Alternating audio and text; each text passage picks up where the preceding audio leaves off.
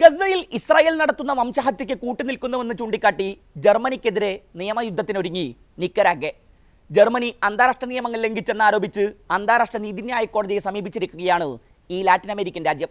ഗസയിൽ കൂട്ടക്കുരുതി തുടരുമ്പോഴും ഇസ്രായേലിന് നൽകി വരുന്ന സഹായം നിർത്തിവെക്കാൻ ജർമ്മനി തയ്യാറാകുന്നില്ല എന്നാണ് അന്താരാഷ്ട്ര കോടതിയിൽ സമർപ്പിച്ച ഹർജിയിൽ നിക്കരാഗെ ചൂണ്ടിക്കാട്ടിയത്.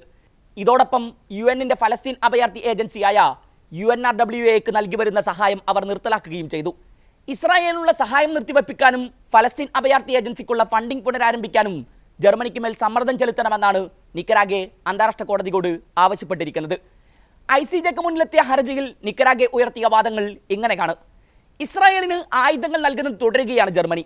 ഇതേ സമയത്ത് തന്നെയാണ് ഫലസ്തീനിലെ സാധാരണക്കാർക്ക് അവശ്യ സാധനങ്ങൾ എത്തിച്ചു നൽകുന്ന UN ഏജൻസിക്കുള്ള സഹായം നിർത്തലാക്കുകയും ചെയ്തിരിക്കുന്നത്. ഇതിലൂടെ വംശഹത്യക്ക് കൂട്ടുനിൽക്കുകയാണ് അവർ ചെയ്യുന്നത്.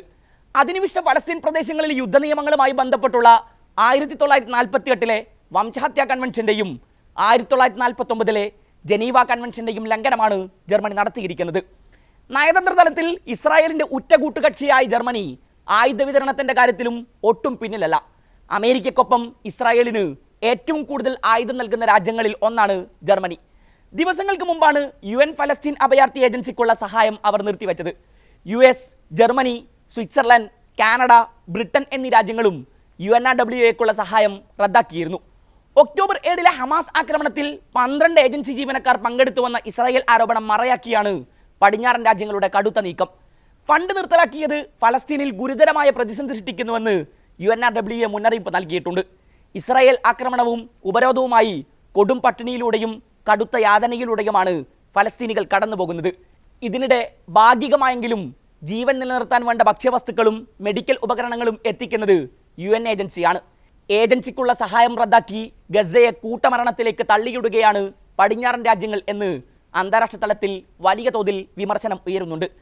ഇതോടൊപ്പം ഗസ സിറ്റിയിൽ ഭക്ഷണത്തിന് വരുന്ന ഫലസ്തീനികൾക്ക് നേരെ ഇസ്രായേൽ സൈന്യം മിസൈൽ വർഷിച്ച സംഭവത്തിൽ പ്രതിഷേധം കനക്കുകയാണ്.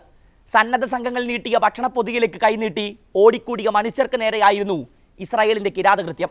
വിശപ്പടക്കാൻ ഒന്നുമില്ലാതെ പൊരിഞ്ഞ വയറുമായി കഴിഞ്ഞ മനുഷ്യർക്ക് മുന്നിൽ അവസാന പ്രതീക്ഷയുമായി എത്തിയ സഹായ സംഘത്തിന് മുന്നിലേക്കായിരുന്നു ആ ഷെൽ വർഷം. 117 പേരാണ് അവിടെ പിടഞ്ഞു മരിച്ചത്. 100 കണക്കിന് പേർക്ക് ഗുരുതരമായും അല്ലാതെയും പരിക്കേൽക്കുകയും ചെയ്തു. ഇതേ സമയത്താണ് ലോകശക്തിയായ ജർമ്മനിയുടെ വംശഹത്യാ സഹായം ചോദ്യം ചെയ്ത് നിക്കരാഗയുടെ രംഗപ്രവേശം. നിക്കരാഗയുടെ ഹർജി അന്താരാഷ്ട്ര കോടതി എന്നു പരിഗണിക്കും എന്ന വിവരമൊന്നും ഇതുവരെ ലഭ്യമായിട്ടില്ല. എന്നാൽ ഫലസ്തീനികളുടെ ജീവന് വില പറഞ്ഞ് ഇസ്രായേലിനെ കോടതി കയറ്റിയ ദക്ഷിണാഫ്രിക്കയുടെ വഴിയെ നിക്കരാഗയും നടത്തിയിരിക്കുന്നത് ധീരമായ ചുവടുവെപ്പാണ് എന്നതിൽ സംശയമില്ല. ഇസ്രായേലിനെതിരെ വംശഹത്യാ കുറ്റം ഉയർത്തിയായിരുന്നു ദക്ഷിണാഫ്രിക്കയുടെ പോരാട്ടമെങ്കിൽ ഇതേ വംശഹത്യക്ക് കൂട്ടുനിൽക്കുന്ന ലോകരാജ്യങ്ങളെ കൂടി ചോദ്യമുനയിൽ നിർത്തുകയാണ് നിക്കരാഗെ ചെയ്യുന്നത്.